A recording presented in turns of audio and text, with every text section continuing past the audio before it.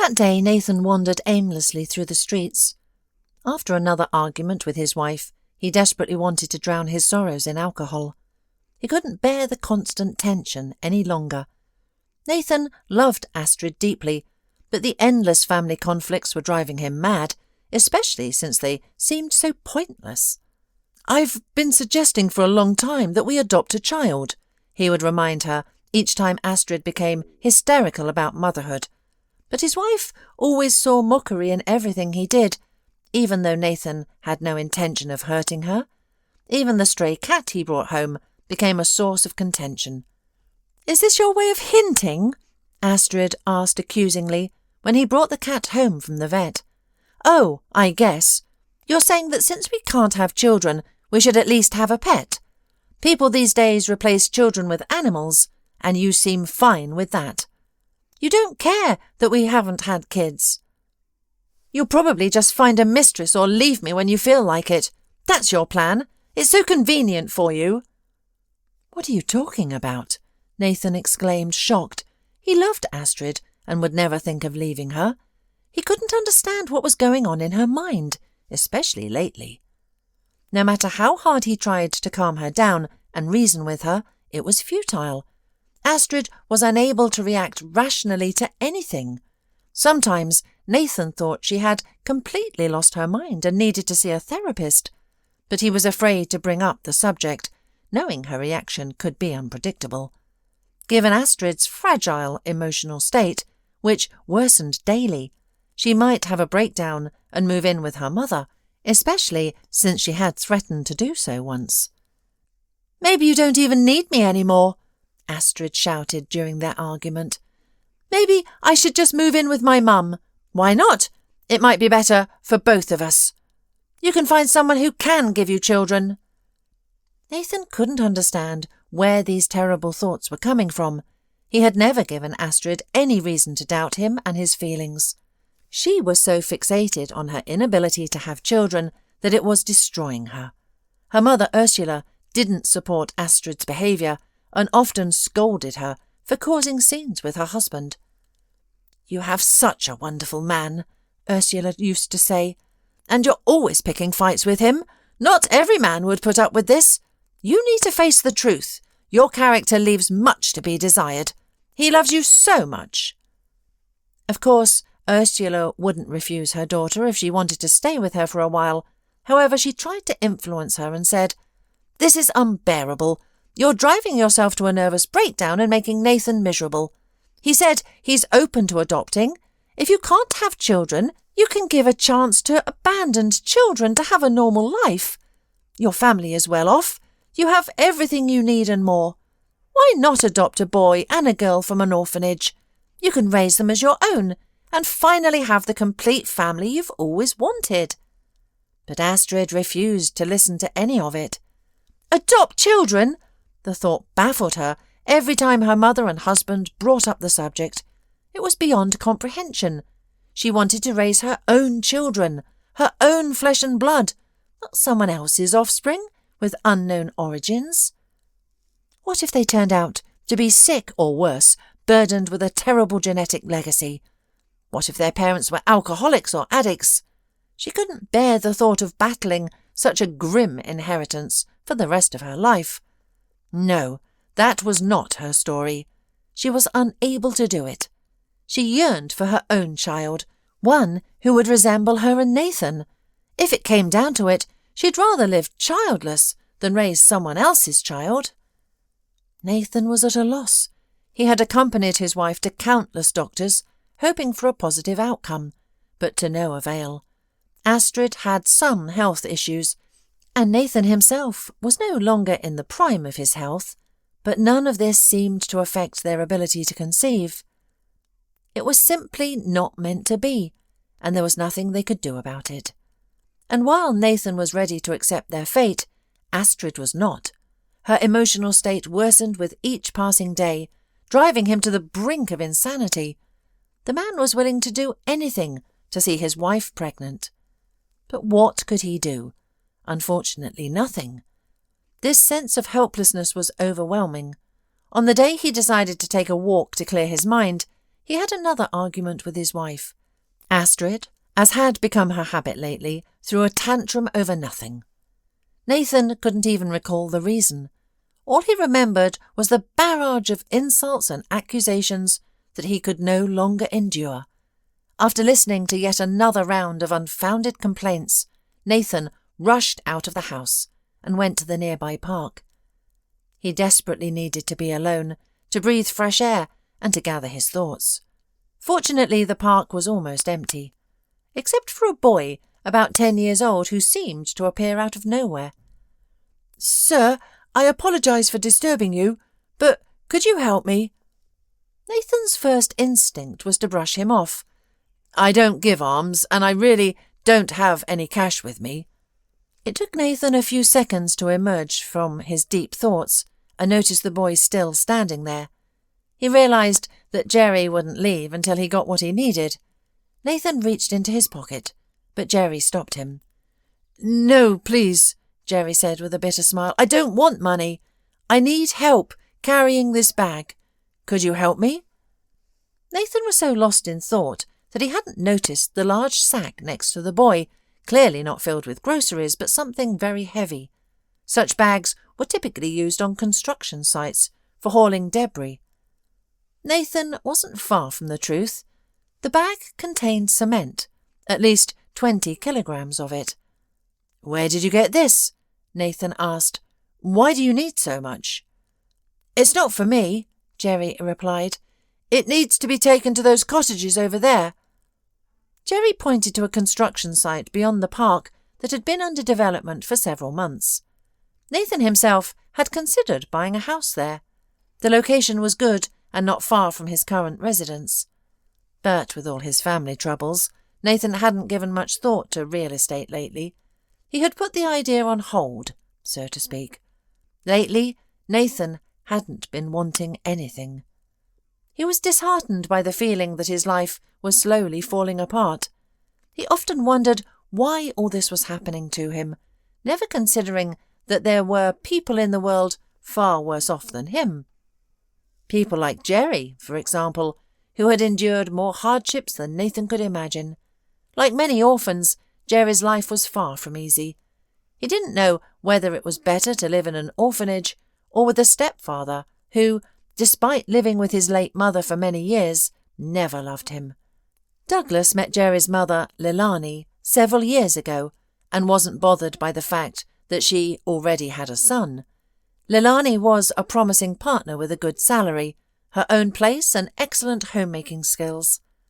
Douglas was confident that they would eventually have children of their own, but whenever he brought up the topic of having children together, Leilani responded positively, assuring him that once Jerry was a bit older, they would think about a child.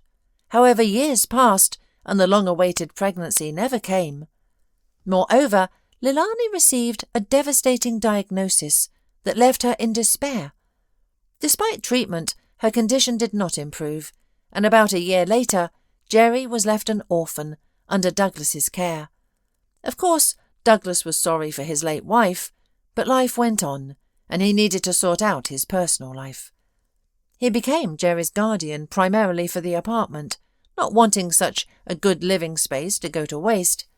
He had no need to rent an apartment, and by the time the boy reached adulthood, Douglas planned to have a substantial sum saved on, which would be very useful. Money was never in excess, and rent prices only increased each year. Besides, Jerry had no other choice. Where could he go? Except for Douglas, the boy had no one else. His grandmother had been in the grave for a long time, and his father, Jerry did not even know him. His mother never told him about his father, and he didn't even bother to ask. He treated Douglas like a father, not even realizing that he could hardly tolerate him. The older Jerry became, the more often Douglas thought that it was time for the boy to move to self-sufficiency. When Douglas heard about the construction site, he immediately thought it would be a good idea to send Jerry there. He overheard a conversation in a local cafe while having lunch.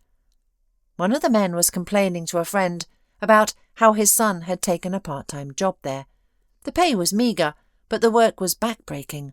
His son had injured his back and twisted his ankle, and was now recovering. "I shouldn't have told him I wouldn't give him any more pocket money," the man lamented. "He got angry and took the job for those meagre pennies." Douglas decided to casually inquire about the construction site. The man looked quite strong, so his son was likely underage, and the context of the conversation suggested the same. This information was just what Douglas needed. After gathering all the details about the construction site, Douglas had a serious talk with Jerry that very evening. "You're a grown boy now," he began. "You should understand that money doesn't come easily to anyone, including me. You have to earn it. Do you understand what I'm saying? It will be mine when I grow up. We had enough money before. Why isn't it enough now?" the boy exclaimed. "Well, it's not enough now," Douglas interrupted. "And for things to be like before, we need 2 people working in this family. Do you understand what I mean?" Jerry understood all too well. Despite his resistance, he had no choice but to agree with his stepfather. Before ending up at the construction site, Jerry had genuinely believed that nothing could be worse than living in an orphanage. However, he soon realized how wrong he was. The construction site was a nightmare. Jerry had taken the job to be a helper, but the foreman assigned him impossible tasks. "I can't carry this heavy bag," Jerry pleaded when the foreman first ordered him to move cement. "Maybe I can do something else." "What else are you good for?" the foreman sneered. "You can't lay bricks, and I can't trust you with serious work. You're only fit for grunt work, so get to it. If you don't want to or can't, then go home. But remember, your father won't be happy if you slack off." Jerry knew this all too well, so he silently took the heavy bag from where the foreman had indicated and struggled to drag it to the construction site. Fortunately, the bag was so tightly packed that he could drag it along the pavement without risking a tear. Jerry couldn't lift such a heavy load and didn't expect any help, but when he saw a solitary, thoughtful, sturdy man, he hoped for a miracle. Nathan couldn't refuse the boy. "I won't carry it myself," Nathan said with a smile, "but I have security. I'll call them, and they'll take care of it, okay?" "Wow, that would be wonderful," Jerry exclaimed, hardly believing his luck. He couldn't believe he had met a kind and compassionate person who cared about his plight. Nathan couldn't help but ask Jerry how he ended up in such a terrible job and where his parents were. He was shocked to hear the boy's story. "Your stepfather is a monster," Nathan exclaimed, genuinely feeling sorry for Jerry. He couldn't just leave the boy there or send him back to Douglas, so he invited Jerry to stay with him without even consulting his wife. For the first time, Nathan had decided without discussing it with Astrid. He brought a stranger into their home and presented her with a fait accompli. Astrid was shocked but held her tongue, deciding to address the matter later. "Honey, we're both very hungry, aren't we, Jerry?" Nathan smiled, and the boy shyly nodded. Douglas had been feeding him meagerly, always citing a lack of money, which was clearly a lie. He had plenty, but refused to spend it on Jerry, eager to save as much as possible. His own gain was all that mattered. "Anyway, the kid's lucky because he met me," Nathan thought. He was determined to help Jerry, starting with finding his biological father. Nathan understood that adopting Jerry himself was unlikely, as Astrid would never agree. She was clearly unhappy with the boy's presence and would never consider adopting almost a teenager when she didn't even want a baby. Nathan didn't expect her to agree, but informed her that Jerry would stay with them temporarily.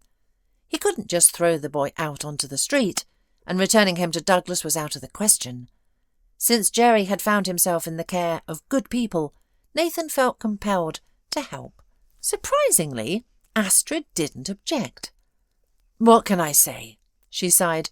"Do what you want, it's your house, and you can bring home whoever you like. But there's one big problem. Douglas isn't Jerry's legal guardian. How do you plan to deal with him?" Nathan knew that such small matters couldn't be resolved amicably. Douglas only understood force, and Nathan saw no other way than to confront him with the support of his security team. If Douglas had been a reasonable man, Nathan might have talked to him, but as it stood, he saw only one solution. When Nathan arrived at Douglas's apartment, the neglecting stepfather tried to protest, but fell silent when Nathan threatened to report him for Jerry's working conditions. "Where did you come from anyway?" Douglas sneered. "Some kind of do-gooder, sticking your nose into other people's families?" "I can't help it," Nathan replied. "It's how I was raised.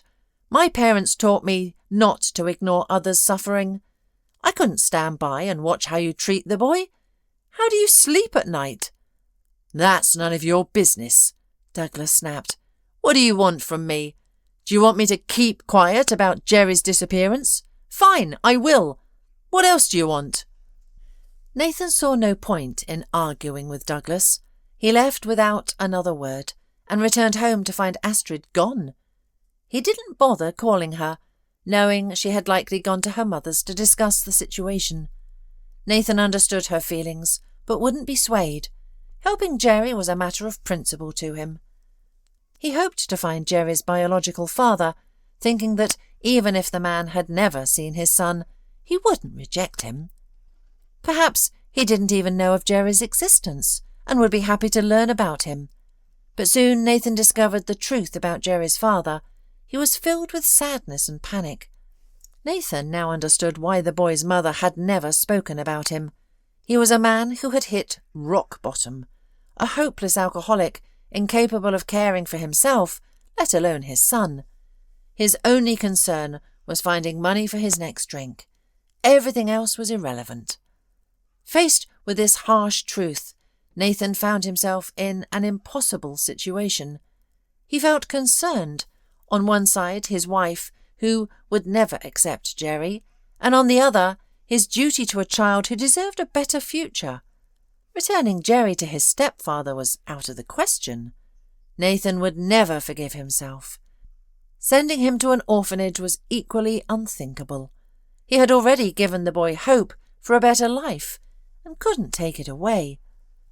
After much thought, Nathan made what he believed was the most important decision of his life. He was a man of resolve, and once he set his mind on something, he saw it through. He informed Astrid of his decision as soon as she returned home. "If you like, you can divorce me," he said heavily. "We can prepare and file the necessary papers in the coming days." "A single man won't be granted custody," Astrid retorted, to which Nathan merely smiled. With his wealth and influence, he knew he could provide for not just one child, but many. The authorities would be glad to see Jerry in such capable hands. Astrid had much to consider. Her mother had already set her straight, reminding her not to lose such a good husband over her foolish fears. "You'd be a fool to lose him over this," she had said. "This boy is a gift from God. Helping him won't bring you any harm, and who knows, maybe God will bless you with a child of your own afterward." Astrid understood she didn't want to lose her husband, which meant she had to accept Jerry and try to be a good mother to him. There was no other way. Over time, Astrid's feelings towards Jerry changed. The boy became truly dear to her. Especially as her husband had been right, Jerry was kind, grateful and obedient. Any mother would be proud to have such a son. Jerry knew that finding a family like this after all he had endured was a blessing he must cherish. His arrival forever changed the lives of Astrid and Nathan. God did bless them with a child of their own, a beautiful daughter they loved dearly. However, the birth was so complicated that Astrid barely survived. They decided not to risk any more, and once their daughter grew older, they decided to give more children a chance at a better life. Throughout their lives, they saved many souls, taking in more than 5 children, all of whom grew into respectable individuals. None of Astrid's fears materialized. The children brought only joy and fulfillment to their lives. Nathan was overjoyed. After all their trials, They had become the large, loving family they had always dreamed of, putting an end to the unnecessary conflicts that had once plagued their relationship.